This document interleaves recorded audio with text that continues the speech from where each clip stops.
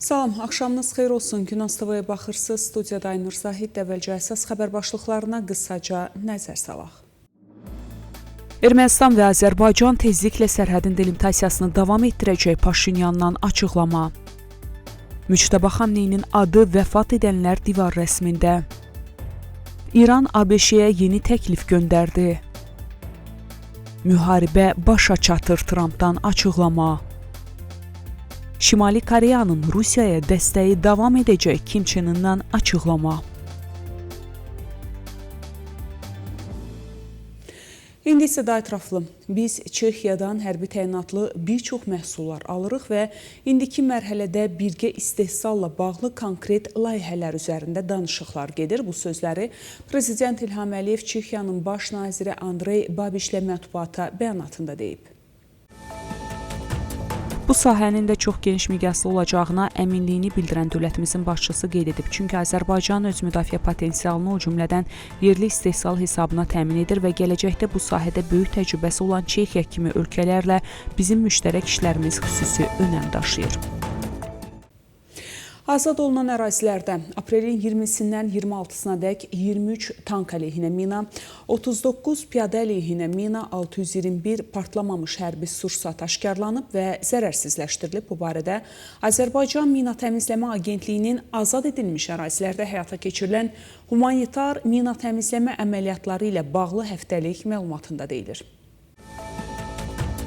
Ötən həftə 1593,1 hektar ərazi minalardan təmizlənib. Qeyd edək ki, mina təmizləmə əməliyyatlarına ANAMA, Müdafiə Nazirliyi, Fövqəladə Hallar Nazirliyi və Dövlət Sərhəd Xidməti və 4 özəl şirkət Tərtər, Ağdərə, Kəlbəcər, Ağdam, Xocalı, Xankəndi, Şuşa, Xocavənd, Laçın, Füzuli, Cəbrayıl, Qubadlı və Zəngilan ərazilərində, o cümlədən Qazax rayonunun işğaldan azad edilmiş Bağani, Sayrım, Aşağı Əskipara, Xeyrımlı, Qızılhacılı kəndlərində həyata keçirib. Ermənistan və Azərbaycan arasında sərhədin delimitasiya prosesi yaxın vaxtlarda davam edəcək. Bu barədə Ermənistanın baş naziri Nikol Paşinyan bildirib. Onun sözlərinə görə bugünədək sərhədin 12 kilometr uzunluğunda olan hissəsi artıq demarkasiya edilib və orada Ermənistan sərhədçiləri xidmət aparır. O əlavə edib ki, delimitasiya və demarkasiya işləri yaxın vaxtlarda davam etdiriləcək və münasib müddətdə başa çatacaq. Davam edirik. Məşəd şəhərində İranda vəfat etmiş və öldürülmüş şəxslərin simalarını əks etdirən divar rəsmi təqdim olunub ki, İranın yeni rəhbəri Müçtəba Xamneyinin adı da onların arasında görünür. Sözü gedən divar rəsmi Xamneyinin vəziyyəti ilə bağlı ehtimalları artırıb.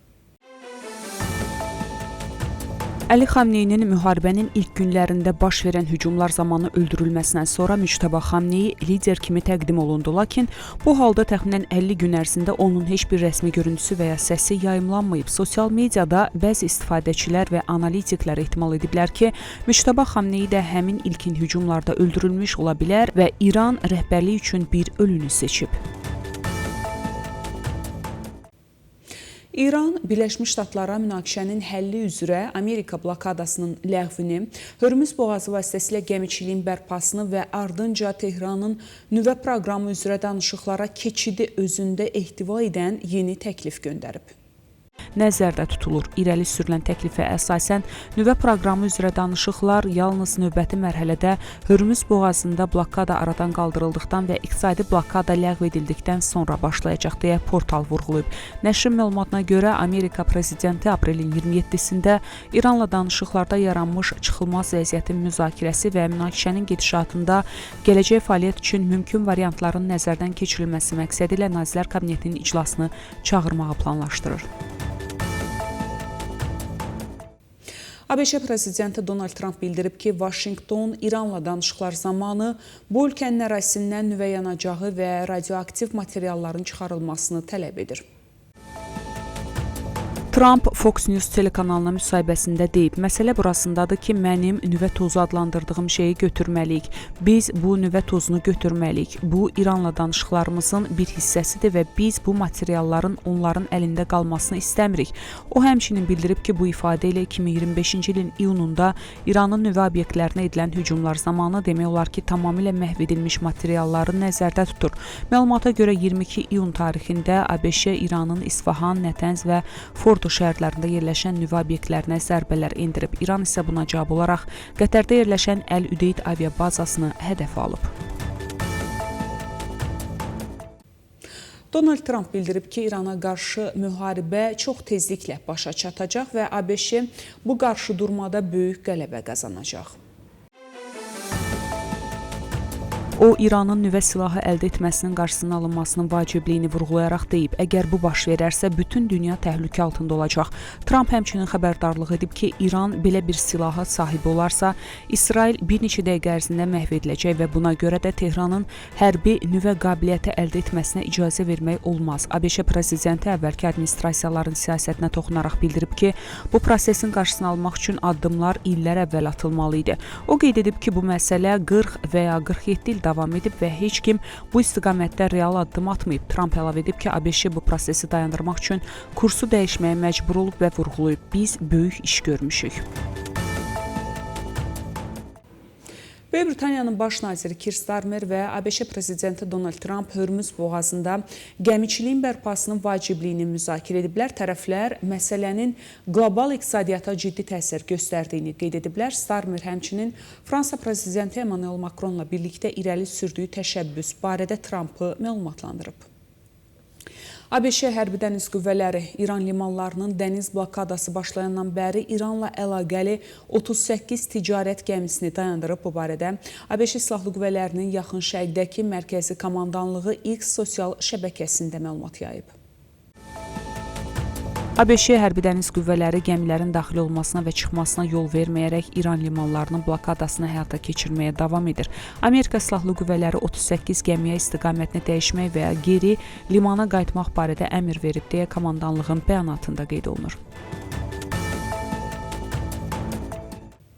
Amerika Birləşmiş Ştatları və İran arasında artan gərginliyi Avropa İttifaqı üçün iqtisadi şokdan siyasi böhrana keçid riski yaradır. Politico nəşrinin məlumatına görə enerji qiymətlərinin artması və iqtisadi artımın zəifləməsi fonunda Avropa ölkələri ciddi çətinliklərlə üz-üzə qalır.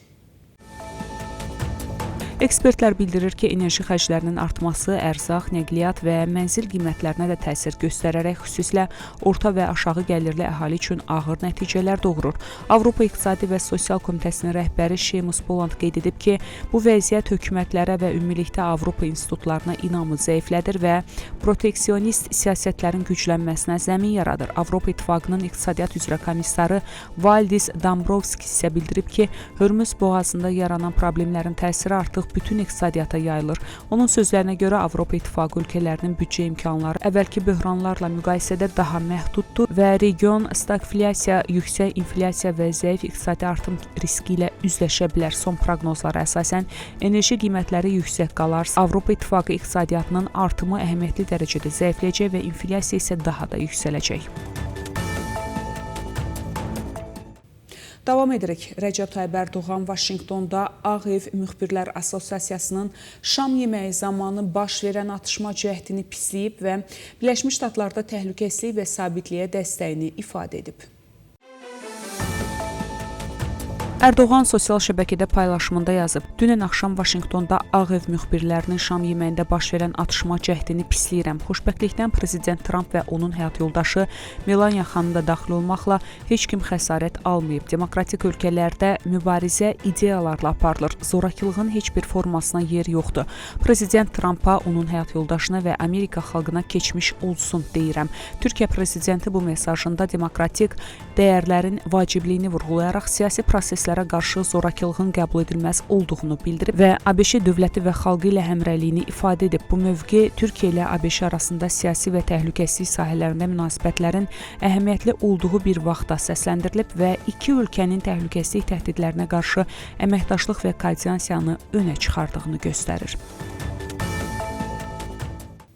Şimali Koreyanın rəsmi xəbər agentliyi bildirib ki, Kim Çen In bu ölkənin lideri olaraq Rusiyanın müdafiə naziri ilə görüşdə Pxenyanın Rusiyaya dəstəyinin davam edəcəyini vurğulayıb.